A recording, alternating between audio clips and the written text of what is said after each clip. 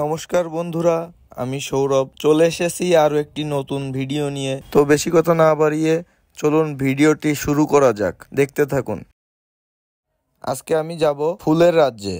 ফুলের রাজ্যে বলতে আমাদের যশোরের মধ্যে গদখালিকে বোঝায়। বাংলাদেশের ৮০% ফুল গদখালি থেকে যেয়ে থাকে। তো চলুন ভিডিওটি দেখতে থাকুন। যশোর ট্রেন স্টেশন থেকে ট্রেনে উঠে পড়লাম। ট্রেনে করে ঝিকরগাছা যেয়ে নামবো। যশোর বেনাপোল রুটের পরের স্টেশনে হচ্ছে ঝিকরগাছা। তো ঝিকরগাছা চলে আসলাম। এখন জাহানাবাদ রূপসী বাংলা ট্রেনটা বেনাপোল থেকে ঢাকার উদ্দেশ্যে চলে যাচ্ছে। স্টেশন থেকে নেমে ঝিকরগাছা বাস স্ট্যান্ডে চলে আসলাম। তো ঝিকরগাছা বাস স্ট্যান্ড থেকে একটা সিএনজি করে গদখালির উদ্দেশ্যে রওনা দিলাম। সিএনজি ভাড়া নিবে 10 টাকা, আর ট্রেনে আসছিলাম, ট্রেনের টিকিট নিছিল 20 টাকা। তো গদখালি বাজার থেকে ভ্যানে উঠে পড়লাম। মামা পানিসারা যাব। তো পানিসারা যেতে আমার 15 টাকা খরচ হবে। ভ্যানে উঠলাম, পাশে স্থানীয় একজন আমার পাশে উঠেছিল। তো তাদের সাথে গল্প করতে করতে যাচ্ছিলাম। গোলাপ ফুলের বাগান, বিভিন্ন ফুলের বাগান দেখতেছিলাম। রাস্তার পাশে ক্যাফে।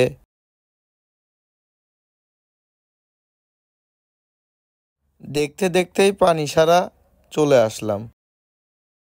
এখানে ফুলের পার্ক রয়েছে কয়েকটি, কিছু দোকানপাটও রয়েছে যেখান থেকে আপনারা কেনাকাটা করতে পারবেন, খাবার জিনিসের দোকান থেকে খাবার খেতে পারবেন। তো আমি আজকে যাব মনোয়ারা ফ্লাওয়ার পার্ক। টিকিট কিনে নিলাম, টিকিট মূল্য 30 টাকা। তো চলে এলাম মনোয়ারা ফ্লাওয়ার পার্কে। এখন ভিতরে ঢুকবো।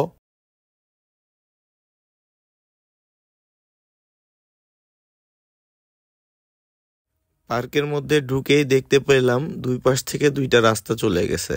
একটা রাস্তায় এই যে লাভ বেলুন দিয়ে করা, এটা অবশ্য বেলুন না, প্লাস্টিক টাইপের। তো এখানে ঝর্ণা আছে, ঝর্ণাটা বন্ধ ছিল।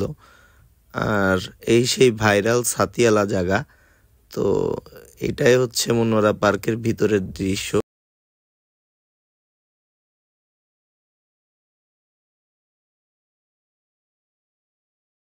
সাইডে আছে বাচ্চাদের জন্য খেলার সুব্যবস্থা। তো এখানে পরিবার বা প্রিয়জন নিয়ে আসলে আপনারা ভালোভাবে সময়টাকে উপভোগ করতে পারবেন। বেঞ্চে বসে বিশ্রামও নিতে পারবেন। বিভিন্ন ধরনের ফুল গাছ লাগানো হয়েছে। সূর্যমুখী ফুল বাগান, ফুলগুলো নষ্ট হয়ে গেছে। এই ফুলটার নাম জানি না, এইটা খুব সুন্দর লাগছিল।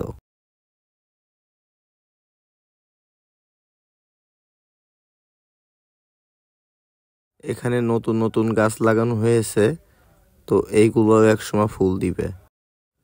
অনেক বড় এরিয়া নিয়ে এই মনোয়ারা পার্কটি বানানো হয়েছে। এক সাইডে ঘুরে অন্য সাইডে চলে আসছিলাম। এখানে রয়েছে ছবি তোলার মতো জায়গা। ওই সাইড থেকে এই সাইডের সূর্যমুখী বাগানটা ভালো ছিল। এখানে অনেক সূর্যমুখী ফুল ফুটেছিল।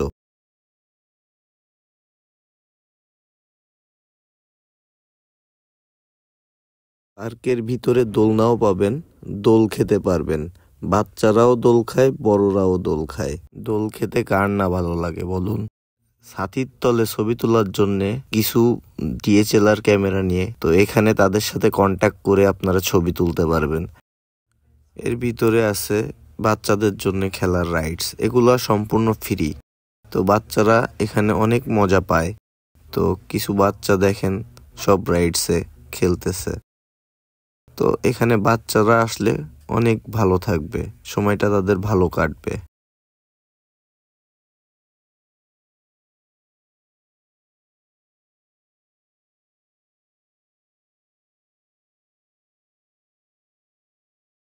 আমি গিয়েছিলাম বিকাল বেলার দিকে। তো ছাতির তলে ছবি তোলার জায়গায় পাচ্ছিলাম না, এত পরিমাণ লোক।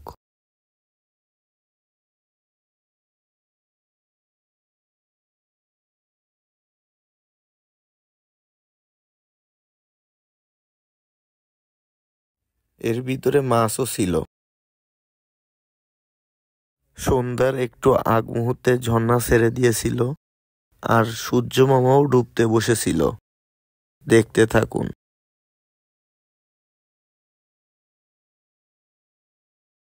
অপেক্ষা করতেছিলাম সূর্য ডোবার। সন্ধ্যার সময় নাকি এখানে অনেক ভালো লাইটিং হয়।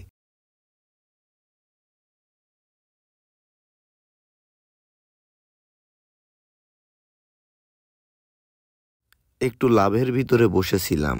এখানে বসেও ছবি তুলতে পারবেন।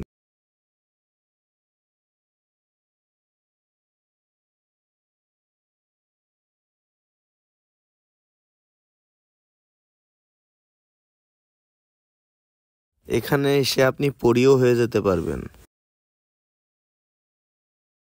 অবশেষে সন্ধ্যা হয়ে গেল। তো এখানে লাইটগুলো ফুটে উঠেছে সন্ধ্যার একটু আগ মুহূর্তে। জায়গাটা অনেক সুন্দর লাগছিল। যারা যারা ছবি তুলবেন, ছবি তোলার জন্য আসবেন, তারা বিকেল টাইমে আসবেন, কারণ বিকেল টাইমের মতো ছবি রাত্রেবেলা পাবেন না।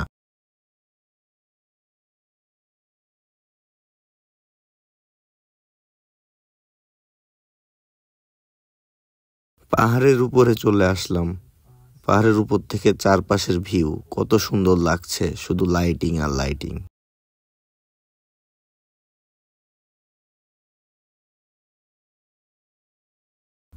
দুইটা দোকান আছে পার্কের ভিতরে। ফুচকা, চটপটি, কফি, বিভিন্ন ড্রিঙ্কস পেয়ে যাবেন। এখন ফুলের সিজন না, তো ইন্দ্রা বলে যে জানুয়ারি ফেব্রুয়ারিতে নাকি অনেক লোকের সমাগম হয়ে থাকে পার্কে। আপনাদের দিনের বেলার ভিউ দেখালাম, রাতের ভিউ দেখালাম। তো অনেক সময় ঘোরাফেরা করে এখন বের হয়ে যাব। তো এখন বাইরে অনেক দোকানপাট আছে, আপনাদের সেগুলো দেখাবো। চলুন, সাথে থাকুন।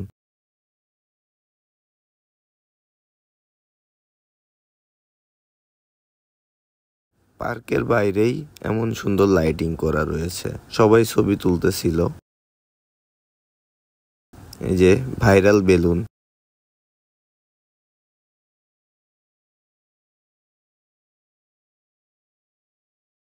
আশেপাশের দোকান, রেস্টুরেন্ট, বিভিন্ন দোকানপাট গড়ে উঠেছে এখানে।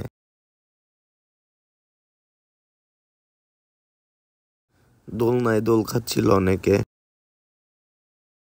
সামনেই এরকম ফুলের দোকান পেয়ে যাবেন, আপনাদের পছন্দ মতো ফুল কিনতে পারবেন এখান থেকে। তো পাশে পান, ভাজামুড়ি, এগুলোর দোকানপাট পেয়ে যাবেন আপনারা। তো এর সাইডে বিভিন্ন ধরনের ফুলের দোকান আছে, এখানে আপনারা ফুল কিনতে পারবেন। সব ধরনের ফুলই পাওয়া যায় এখানে। একটু সামনে আরো কয়েকটি পার্ক ছিল, তো আমার হাতে সময় কম থাকায় আমি এই মনোয়ারা পার্কেই ঘুরলাম। উঠে পড়লাম ইজি বাইকে। তো এখন গদখালি বাজারে যাব। গদখালি বাজারে যেয়ে বাসে করে যশোরে যাব। যশোর টার্মিনালে নেমে অটোতে করে শহরের ভিতরে চলে আসলাম।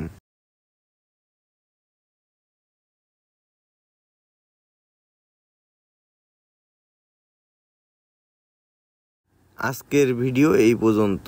ভালো থাকবেন সবাই, দেখা হবে অন্য কোনো ভিডিওতে। ধন্যবাদ।